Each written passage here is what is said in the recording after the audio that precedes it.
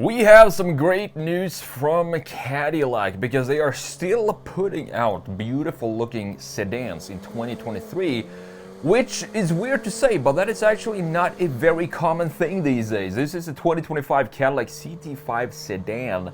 So what we're gonna do in this video is have a look at this design. What's changed? We have some new very cool looking colors.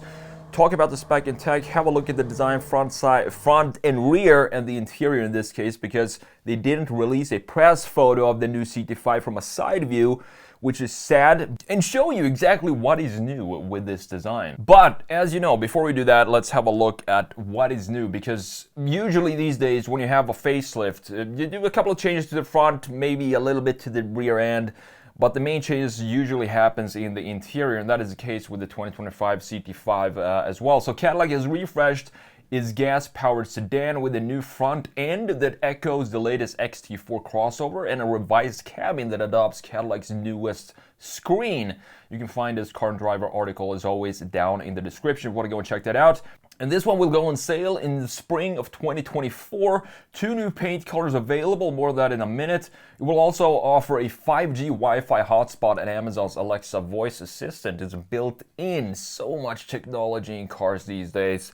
It's starting to be borderline, maybe not a car anymore, it's just a small apartment on wheels.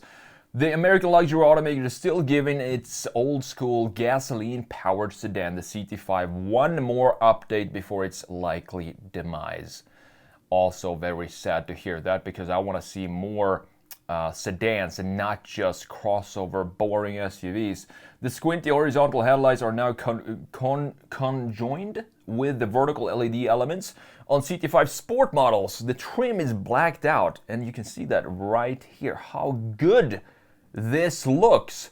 More on that as well when we compare it to the 2020 CT5. So it's blacked out and is fitted with black mesh inside of the grille. And these new 2 colors are called Deep Space Metallic and Typhoon Metallic. I do believe that this is probably Deep Space Metallic. And if you hear some background noises, that is because they are basically completely rebuilding the entire house right across the street. So if you hear some noises, that's what that is. However, the biggest change here is, of course, in the cabin, where a new 33-inch LED screen, you can see that right here, similar to the Escalade screens, span the entire dash. The CT5 also gains more standard driving assistance features for 2025, adding a blind zone steering assist designed to prevent collision when changing lanes, and intersection automated emergency braking. Traffic sign recognition is now available, and buyers can also purchase Super Cruise, which is the hands-off free cruise system for GM.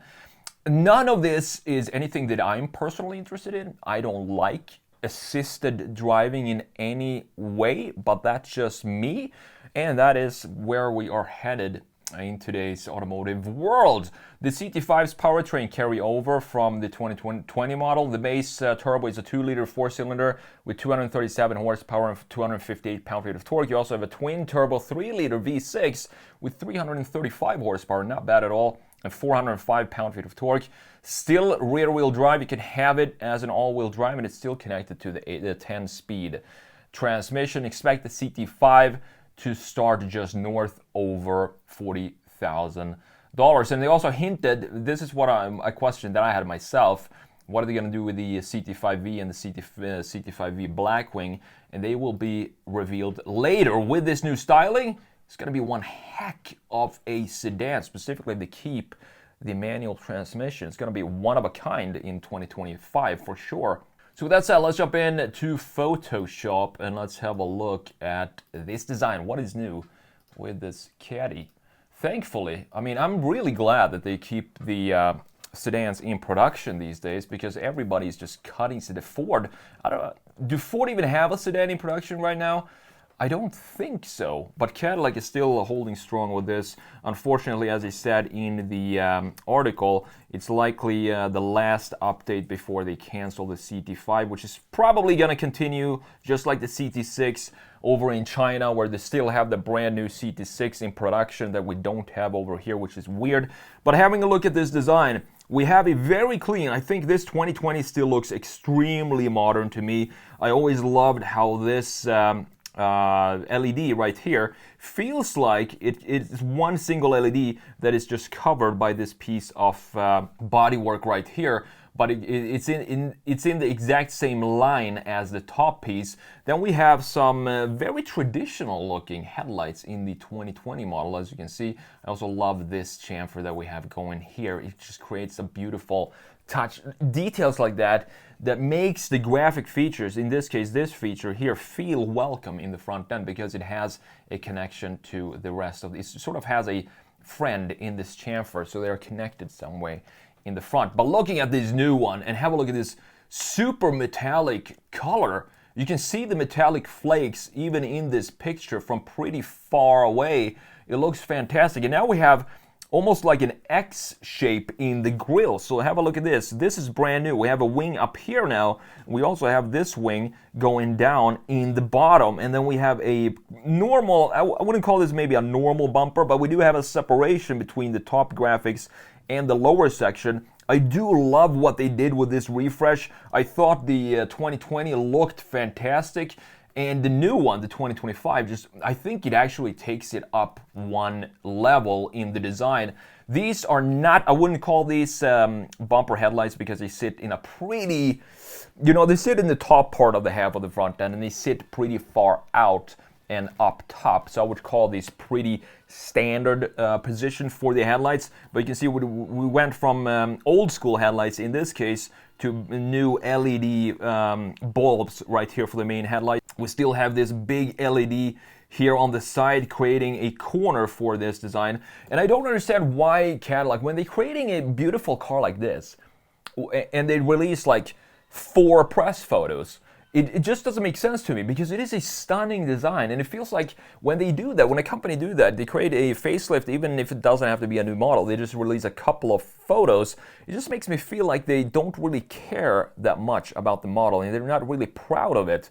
This is a design that I think Cadillac should be proud of, and I want to see a lot more angles from of this car. And specifically, they're missing a side view because I wanted to show you this line and how this LED now continues. You can see that it goes into the shoulder line and then goes into the rear graphics as well. But unfortunately, I don't have a photo of this in a side view, so I can't really do that. It's going to show a little bit better in the rear end when we look at that.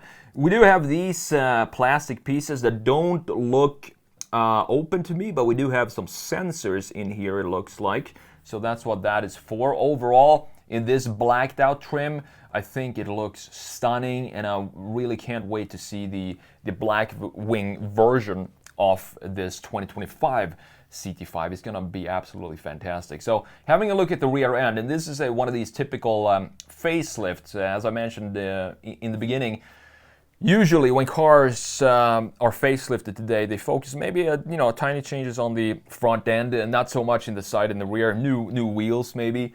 And the big changes happen in the interior. But in this case, we do have a couple of changes to the non-CT5, to the regular CT5, not the V and the black wing. For example, look at the diffuser down here. We now have quad exhausts in the 350T. I'm not sure if that is not the base model, that is the 6-cylinder.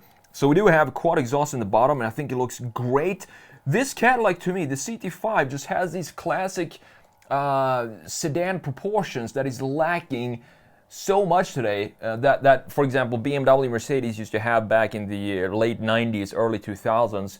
This feel more German to me than specifically Mercedes these days with their very bubbly design. I want to have this 3-box design that I can't really sketch up here again because I don't have a side view, so we have to do it in perspective, sort of something like this. We have a 3-box design here, and this is the typical proportions for a sedan. And here is what I'm talking about. You have as we talked about in the front end, what I do love about these graphics is that this line now goes into the shoulder line to show you, and then continues here. So we have the LED in the front, goes all the way back into the tail light. So this light the light features, the key graphics in the front and the rear, now has a clear connection with this very sharp shoulder line that we have up top. It's just a beautiful design.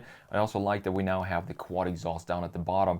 Now the biggest changes, I think the biggest changes are also happening in the front end, but the main change here is the interior. So this is where I'm a little bit split of what I think about this, because in one aspect, I do think it's cool that we still have, as you can see, the physical buttons down here for the climate control. I'm really glad that they did not put all of this into the infotainment screen in the software. You can still probably, yeah, you see here you have a climate button in the middle, so you can still do everything you do down here in the software if you want to. But as you know, I like to have physical buttons for this type of features, and we do have that here as well. And then we have this 33-inch big screen up on the dash, and comparing this to the old one, I'm not so sure about this. Like, I really liked the old one with this beefy,